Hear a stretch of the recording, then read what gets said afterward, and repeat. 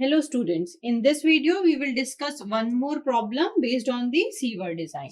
So the question states that a catchment area of a city is 200 hectares. तो हमें catchment area दिया हुआ है, that is A.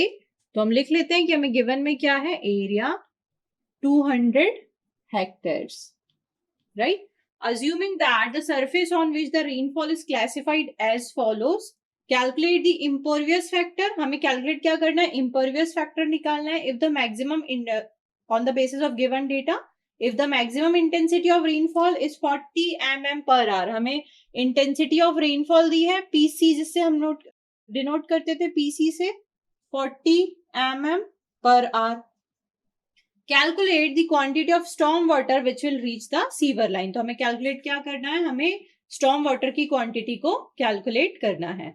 तो आपको एक टेबल गिवन है जिसमें कि टाइप ऑफ सरफेस दिए हुए हैं. जैसे रूफ में पानी आ रहा है तो टोटल एरिया हमें 200 हेक्टेयर्स गिवन है, और यहाँ पे जो डेटा है इसमें हमें दिया हुआ है कि परसेंटेज एरिया जब रूफ का देखा जाए तो 20% हमें गिवन है कि 20% एरिया में रन ऑफ कोफिशिएंट कितना है, 0.9 है. पेवमेंट एंड यार्ड्स में परसेंटेज एरिया 15% है, whereas run off coefficient 0.8 है. लॉन्स एंड गार्डन्स के लिए परसेंटेज एरिया 30% है, रन ऑफ कोफिशिएंट आपका 0.15 है. देन अगेन रोड्स के लिए आपका क्या है, 20% परसेंटेज एरिया है और रन ऑफ कोफिशिएंट 0.40 है. इस तरह आपके प्लॉट्स के लिए भी, जो वैकेंट पड़े हुए प्लॉट्स हैं उनके लिए भी आपको percentage area and run off coefficient 0.10 given है. तो सबसे पहले हमें बोला है कि इम्परवियस फैक्टर निकालना है. तो इम्परवियस फैक्टर मतलब हम किसकी बात कर रहे हैं, यहाँ पे के की बात कर रहे हैं. के को हम सबसे पहले हम जाते हैं इक्वेशन पे.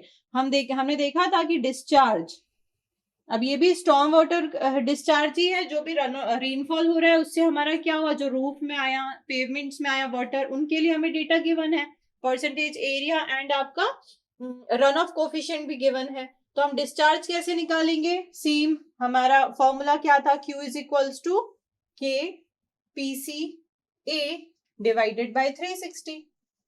राइट, हमें दो फॉर्मूले देखे थे, रेशनल फॉर्मूला और वन मोर फॉर्मूला हमने डिस्कस किया था, जो कि एरिया जब आपका 400 हेक्टेयर से कम होगा तो आप ये वाला फॉर्मूला यूज करेंगे, जब 400 से ज्यादा होगा तो डाइकन्स का फॉर्मूला आप यूज करेंगे.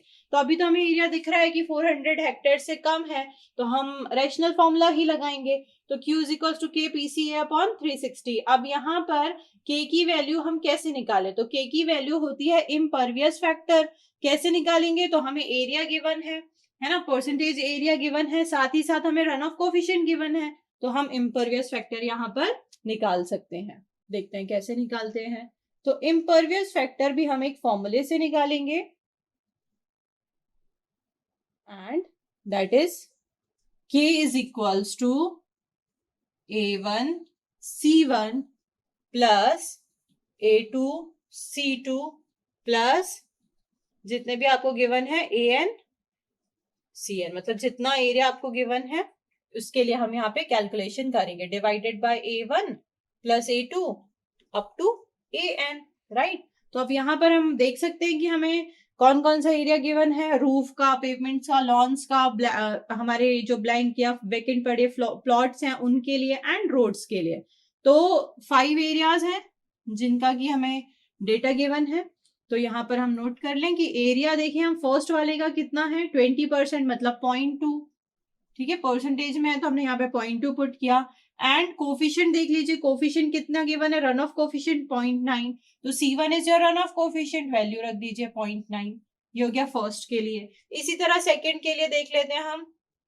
परसेंटेज एरिया 0.15, 15% था, 0.15 रखेंगे. C2 run off coefficient 0.8. Third के लिए देखते हैं 0.3 इंटू 0.15. इसी तरह फोर्थ के लिए सबको ऐड करना है, 0.2 इंटू 0.4 प्लस लास्ट वाला हमारे जो वेकेंट रोड्स हैं इनके लिए 0.15 इंटू 10. इतना डेटा हमें गिवन था, तो ये हमने फॉर्मूले में वैल्यू पुट कर दी. अब एरिया ऐड करना है बॉटम में, तो plus 0.2 plus 0.5 plus 0.3 plus 0.2 plus 0.15. Right, इनको ऐड कर लेंगे, आप सॉल्व कर लेंगे तो आपको यहाँ पे आंसर मिलेगा K is 0.44. That is your impervious factor, impervious factor. अब जब इम्परवियस फैक्टर मिल गया तो हम क्या निकाल लेंगे, हम यहाँ पे फॉर्मूले में वैल्यूज पुट कर सकते हैं। तो Q विल बी, K की वैल्यू आप क्या रखेंगे, जितना इम्परवियस फैक्टर आया दैट इज 0.44 इंटू पीसी की वैल्यू आपको गिवन है 40 mm पर आर, राइट। एंड एरिया कितना गिवन है स्टूडेंट्स, 200 हेक्टेयर। तो यहाँ पर इसको हमने डिवाइड कर दिया, डिवाइडेड बाय 360। तो हमें जो आंसर मिलेगा मीटर क्यूब पर सेकेंड में यहाँ पर आंसर मिल जाएगा 9.778 मीटर क्यूब पर सेकेंड, राइट। इस तरह से जब आपको इम्परवियस फैक्टर बोले क्वेश्चन में गिवन हो या आपको कैलकुलेट करने के लिए बोले तो आप इस फॉर्मूले से कैलकुलेट कर सकते हैं। एंड अगेन आप यहाँ पे डिस्चार्ज जो है हमारा रेशनल फॉर्मूले से निकाल सकते हैं। अगर इस क्वेश्चन में आपको दिया होता कि एरिया 500 हेक्टेयर से मतलब 400 से जब भी एक्सीड करेगा देन आप ये फॉर्मूला रेशनल का नहीं लगा सकते, आपको डाइकिन्स का फॉर्मूला यूज करना होगा। एंड उसके बेसिस में आपको टोटल डिस्चार्ज, ये हमारा क्या निकला आंसर, टोटल डिस्चार्ज, ये आपको कैलकुलेट करना होगा, राइट। तो डाइकिन्स ये फॉर्मूले से भी आप निकाल सकते हैं और रेशनल फॉर्मूले से तो हम निकालते ही हैं जब हमारा एरिया 400 हेक्टेयर से कम होता है। Thank you.